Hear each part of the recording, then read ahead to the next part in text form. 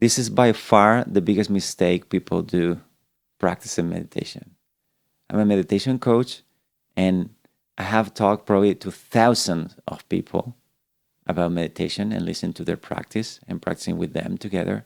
And this is the number one, especially when someone approaches me and tell me, hey man, I've been meditating for 20 years. I have a very solid routine. I studied this and studied that. I follow everything as best as I could. And yet my life is not transformed. So what am I doing wrong? Well, just watch this video, because if you, especially you already been trying to meditate for a long time, you probably are very familiar with all the teachings and so on. But truly, honestly, in your experience, your life is not transformed. You most likely, almost close to almost for sure, you're making this mistake without noticing, because that's the part of the mistake that is unnoticeable some way. Let me bring you a quote from the mind Illuminated. It's talking about stage 3. The biggest challenge during this stage is forgetting, but sleepiness often becomes a problem as well.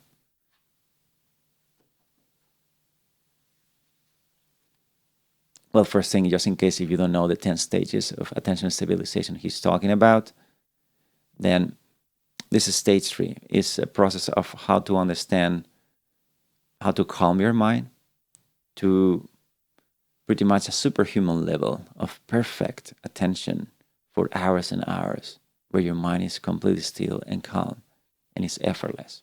So in these 10 stages, we're discussing stage 3.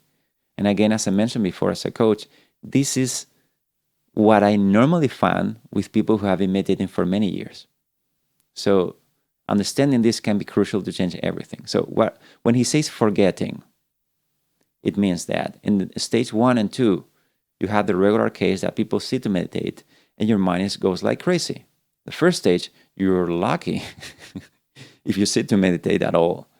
The stage 2, you've been meditating and your mind stopped moving so much. And then you move to stage 3. But here's the problem, that most of the time, most meditation teachings and systems don't have a very accurate representation and feedback of what stability really means. So by stability, imagine that you're trying to read something, but you're moving. You're in a shaky place and you cannot read the book. Is that important? So someone may be pointing you towards the right thing, and I'm not saying that many teachings are not pointing people towards the right thing. What I'm saying is that they don't have the receptivity, the stillness, and the openness, so you want to say, to really understand what's happening. Because it's impossible, as much as someone will be following, imagine the teacher, who are you? Or focus on awareness, on focus on this, focus on that, or understand that life is basically fact, impermanence.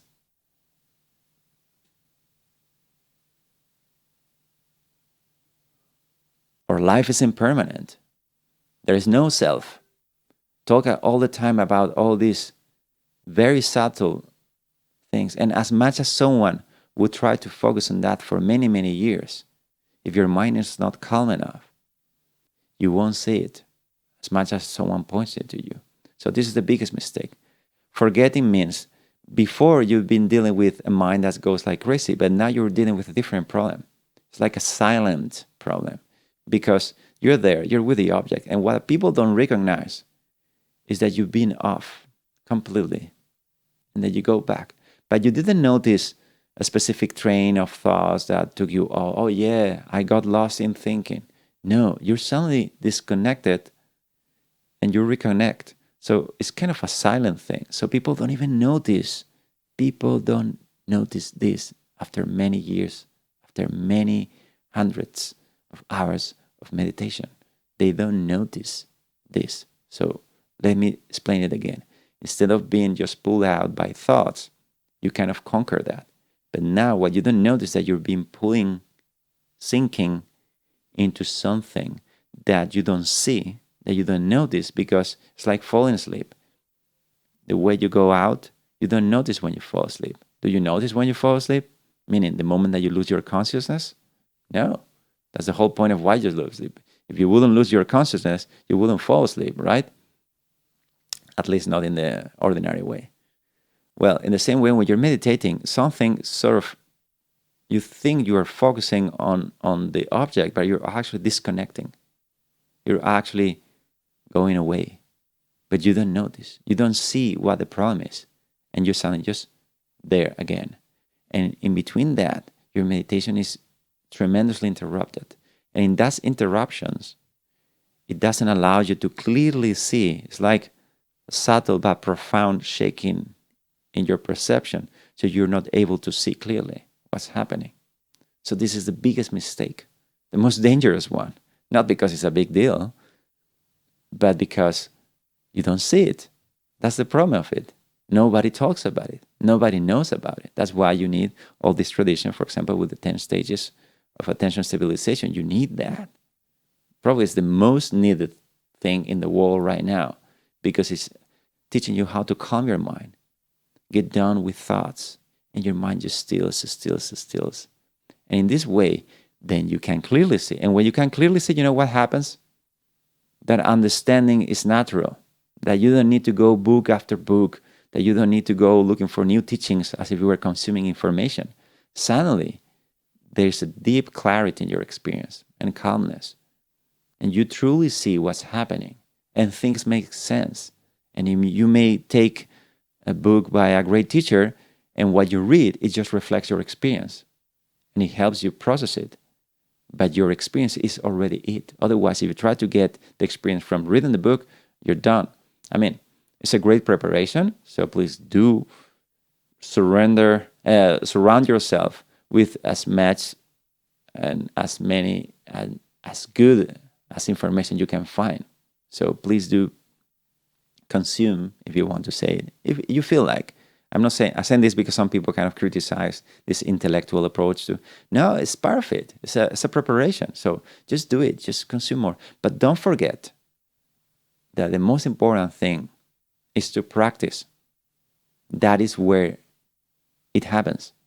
So all reading books, getting inspired by YouTube videos, and all this is fantastic. It's a preparation. Your mind gets, oh yeah, this is truly important.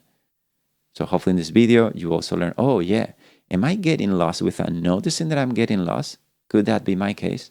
And I'll tell you something. If your meditation is not truly and profoundly transformative, I'm suggesting you this is what's happening. Because every time you sit to meditate, it should be transformative, profound, and should make a strong, powerful difference in the way you experience your day. So I hope you found this valuable. And if you have to get with one idea, here's that: sit to meditate, pick one object. And when you are able to calm down all these crazy movements of your mind, even when you think you are focused, you are disconnecting in certain ways. If you're not disconnected and you're focusing, some other things happen, but that's kind of a bit of a secret that coaches and teachers hold for themselves to know when people are really doing it, or whether they're deluding themselves and say, yeah, I'm focusing on the object. Yeah, sure. If you do it, certain things happen. And I'm just saying that these things are profoundly transformative. So if you stay there with an object, whatever is the object of your meditation, maybe your breath, maybe a feeling, maybe awareness itself, it just doesn't matter. The question is the quality of it.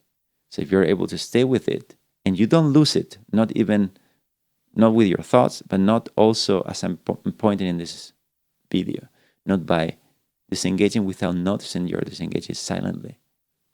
If you are able to sustain your attention there, the doors to a whole new time, to a whole new experience open for you. So sit to meditate. If you're serious about truly understanding meditation, not just the surface level mindfulness hype, but the deep, time-tested methods of the sages, I have a free course with real practical guidance waiting for you. And if you struggle to stay consistent with your meditation practice, join our free community for accountability, live online meditation sessions, and discussion circles that will keep you supported every step of the way. You'll find the link to join in the description or the comments below, so you will never have to do this alone. See you there.